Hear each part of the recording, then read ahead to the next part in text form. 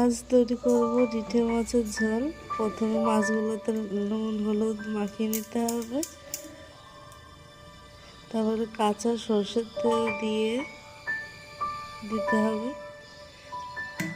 তারপরে শুকনো লঙ্কা জিরে শুকনো লঙ্কার গুঁড়ো দিয়ে আদা পেঁয়াজ কুচি রসুন দিয়ে মশলাটা বেটে নিতে হবে এবং কড়াই গরম হয়ে গেলে সরষের তেল দিয়ে দিতে হবে।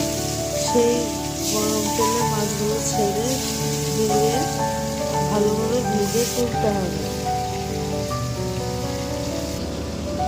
এবার মশলাটাকে পেস্ট করে নিতে হবে। মাছটা তুলে নিলাম।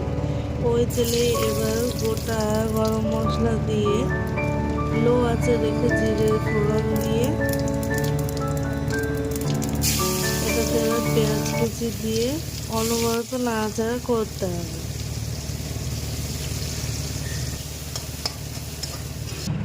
এরপরে কিছু কুচি করে টমেটো কেটে নিতে হবে, ওর মধ্যে দিয়ে দিলাম।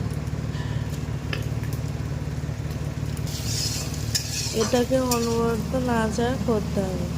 এবার আগে থেকে বেটে রাখা মশলাটা এর মধ্যে দিয়ে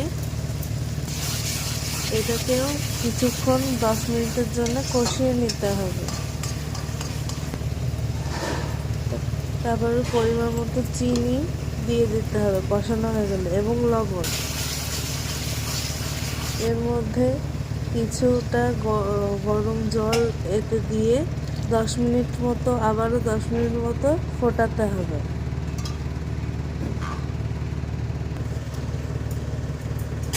ফুটে গেলে এতে আগে থেকে ভেজে রাখা গরম